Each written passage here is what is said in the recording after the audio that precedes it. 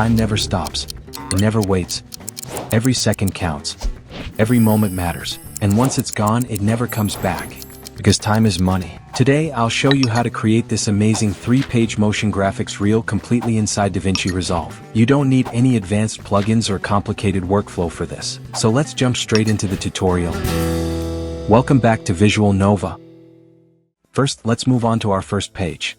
We'll directly jump into the project settings. Here, make sure to enable the vertical resolution option. This will automatically change our sequence settings to 1080 by 1920. After that, click on this icon here to expand the viewer window. Now let's create our background. Go into Effects and search for Solid. Then drag the solid color generator onto your timeline. Go to the right side in the generator settings and pick your color. For this tutorial, I'm keeping the background mostly white, but I'll add a very soft light blue tone to make it look a little more interesting. Go into the media pool, and drag the grid paper asset above the solid color layer. Select the grid paper layer, go into composite mode and change it to divide. Then lower down the opacity a little bit. I'm setting mine to around 9.40. Now we have this animated clock asset. Simply drag it onto the timeline. Now change the clock layer's composite mode from normal to darken. Take the blade tool, and trim the clip from the out point according to how much duration you need. Select the clock animation clip and reduce its size a little bit. Now we'll create a circle animation around the watch. Go into the media pool, right-click and create a new fusion composition. Now hit Create. Drag the composition onto the timeline. Then move into the fusion page. Here we currently have only one node, which is the media out node. Now add a background node and connect it to the media out node like this. After that, add an ellipse node and connect it with the background node. Go into the inspector and uncheck Solid. Now increase the border width amount. Then from below, set both width and height to 0.4. To change the circle color, change the type from solid to gradient. Now from the viewer, slightly adjust the gradient bar. For this design, I want to keep it simple with white and black tones, so I'll adjust the gradient something like this. Now let's animate the circle. For that, place the playhead right at the very beginning. Select the ellipse node. Set the length amount to 0 and add a keyframe. Now move the playhead to frame 26, and increase the length to maximum. And now you can see our circle animation is complete. You might notice a small spot appearing on the circle. Simply go into Cap Style and enable the flat option. That will clean it up. Now let's make the circle a little sharper. Go to Effects, search for Hope's Bevel and connect it into your workspace. To smooth out the animation, select the ellipse node, then open the spline editor. Enable the ellipse checkbox. Click Fit to Zoom. Select both keyframes, right-click, go to Ease and choose out Cubic. Now the animation feels much smoother. Go back to the Edit page. Play the animation once. Then slightly move the circle composition layer forward, so the watch animation appears first. Also adjust the watch position slightly upward so it fits nicely inside the circle. Now let's move on to our first text. Go into Effects, search for Text Plus, and drag it above the circle composition layer. Select the text layer and move into the Fusion tab. Select the template node. Go into the text box and type Time. For the font, I'll try to keep things simple and use a default font. Increase the text size a little bit. Now position it above the watch. I'm placing it here according to my video layout. Now let's add a gradient color to this text. Add a background node and connect it with the template node. Select the Merge node and change alpha mode from normal to in. Now select the background node. Change its type from solid to gradient. Adjust the gradient bar over the text. For colors, I'll choose a light blue for the first color, and a dark blue for the second. Now go back to the Edit page and animate the text. Place the playhead at the beginning of the text layer. Go into Title Settings. Reduce the tracking amount and add a keyframe. Now move forward by 10 frames and reset the tracking back to normal. This gives us a nice text opening animation. Now our first text is ready. Let's add one more Text Plus layer. Go into the text box and type, Never Stop. For the font, I'm choosing Rocky Billy. Set the size to around 0.329. Click on the color box and choose a red color. I'll keep it slightly lighter. Click OK. Now go into Layout, and position this text below the time text, slightly toward the left side. To animate it, place the playhead at the start. Move the text slightly downward. Add keyframes on center X and center Y. Now move forward a few frames and bring the text back to its final position.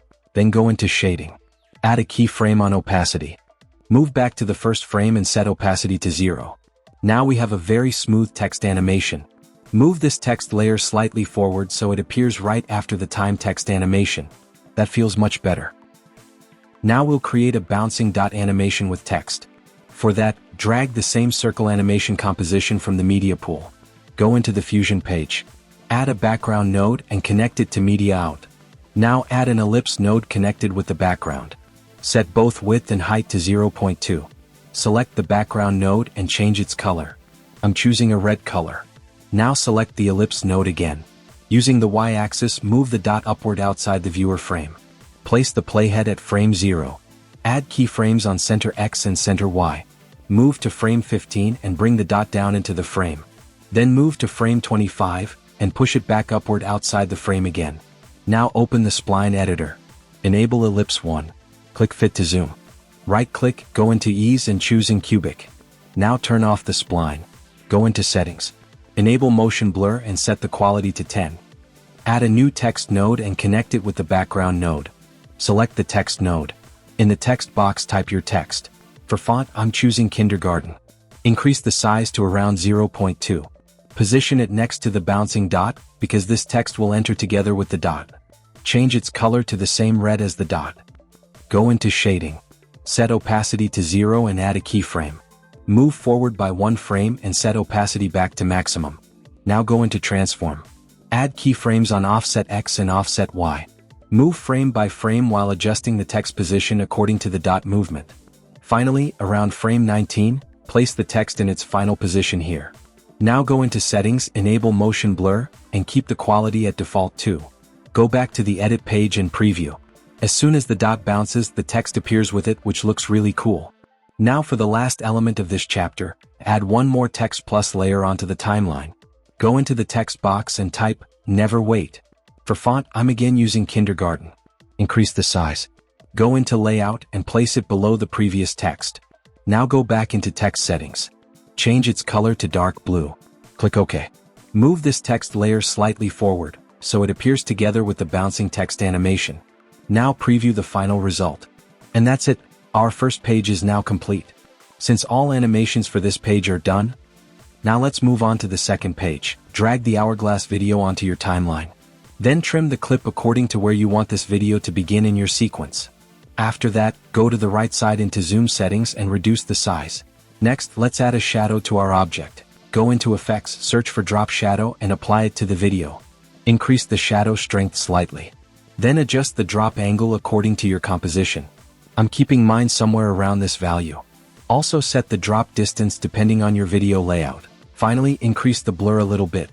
For my composition, this looks pretty balanced and clean. You can always customize these values according to your own preference. Next, we'll create a motion line in an S shape. For that, create a new Fusion composition. Name this composition. Drag the composition onto your timeline. Trim its out point according to the duration you need. Place the hourglass layer above the composition and open it in the Fusion page. Here, add a background node and connect it to the media out node. After that, add a B-spline node and connect it with the background node. Go into the viewer window and draw a line similar to an inverted S shape. Once your shape is ready, increase the border width slightly. Then select the background node. Go into type and change it from solid to gradient. For the first color, I'll choose a light blue shade. Then for the second color, I'll select a dark blue color. Using the gradient bar, push the first color a little further so it becomes more visible across the line. Next, select the B-spline node and increase the soft edge slightly. You'll notice a default keyframe already exists under shape animation. Remove that keyframe first. Place the playhead at frame 0. Set the length amount to 0 and add a keyframe. Move the playhead to frame 20 and increase the length to maximum. Open the spline editor. Enable the B-spline checkbox. Click fit to zoom. Select both keyframes, right-click, go to ease and choose in cubic. Disable the spline editor and return to the edit page.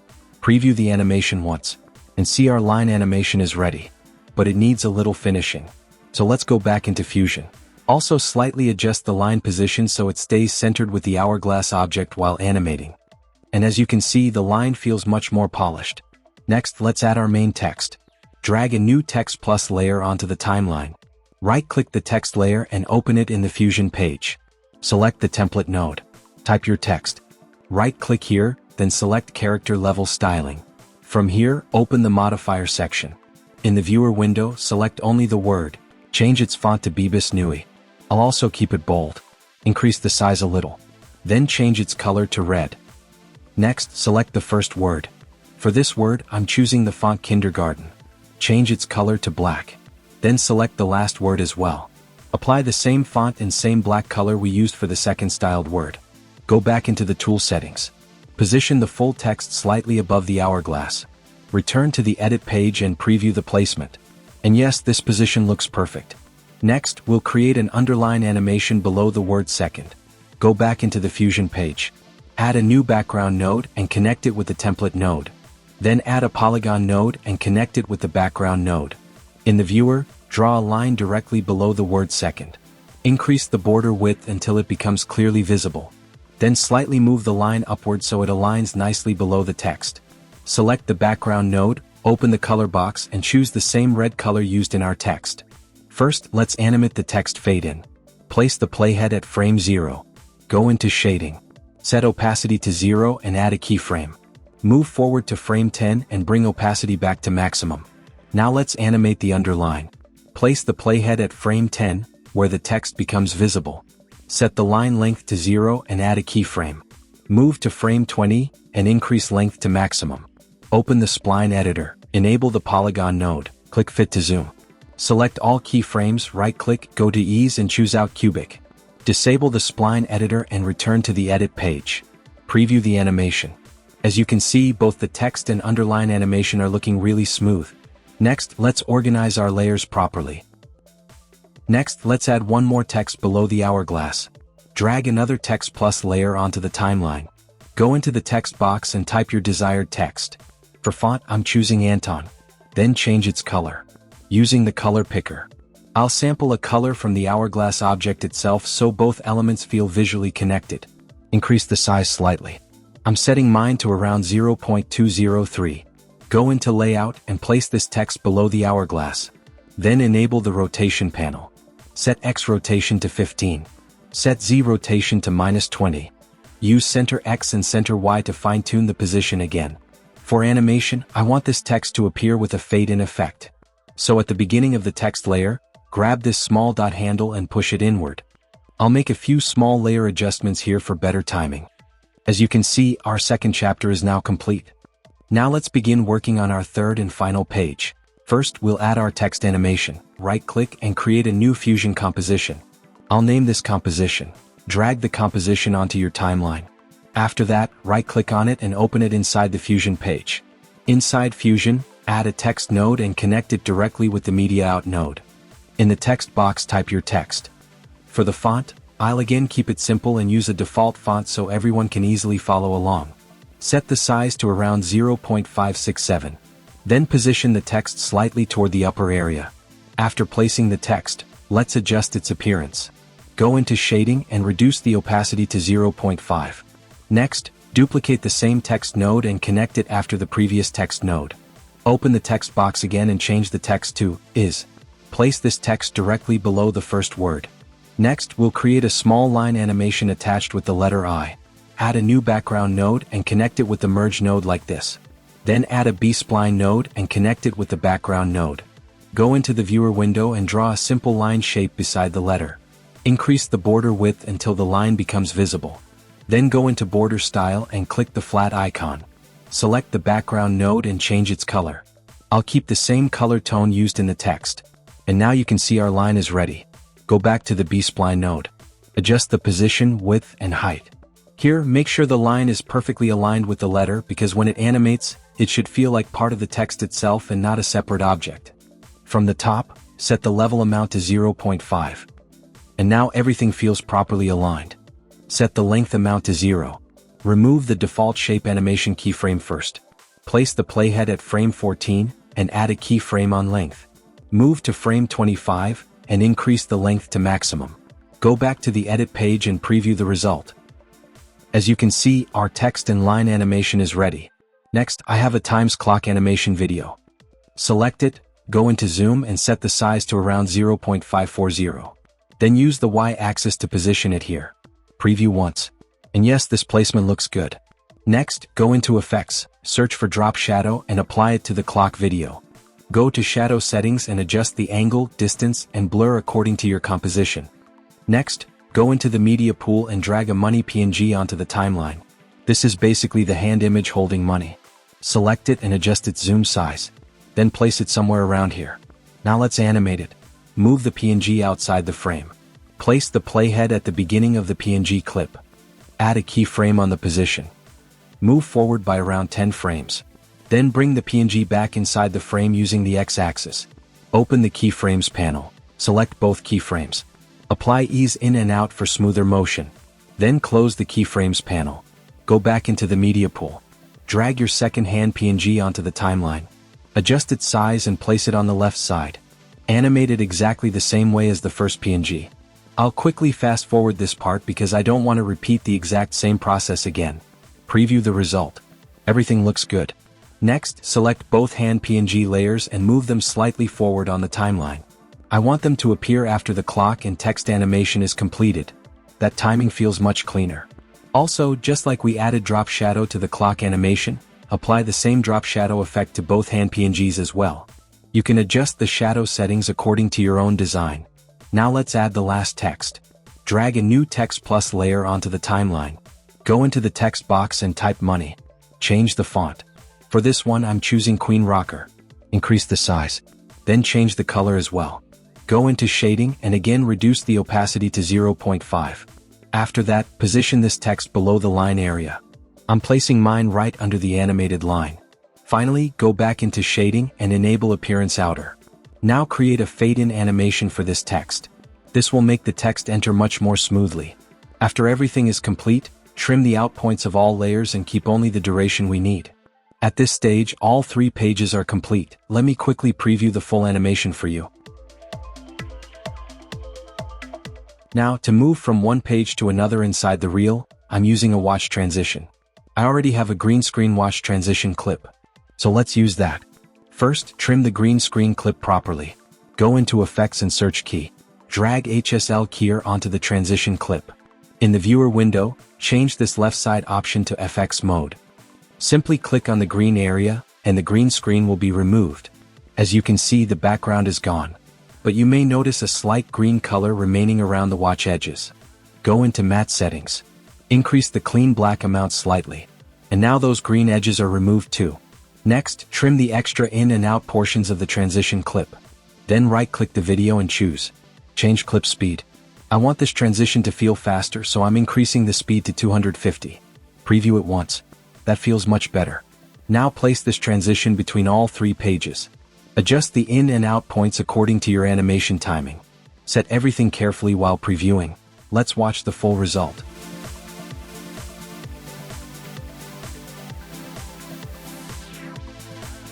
Our viral motion graphics reel is now complete. That's it for today's tutorial. I hope you learned something useful from this motion graphics reel project. If you enjoyed this video, don't forget to like, subscribe, and share your feedback in the comments. I'll see you in the next tutorial with more creative editing tricks. Thanks for watching.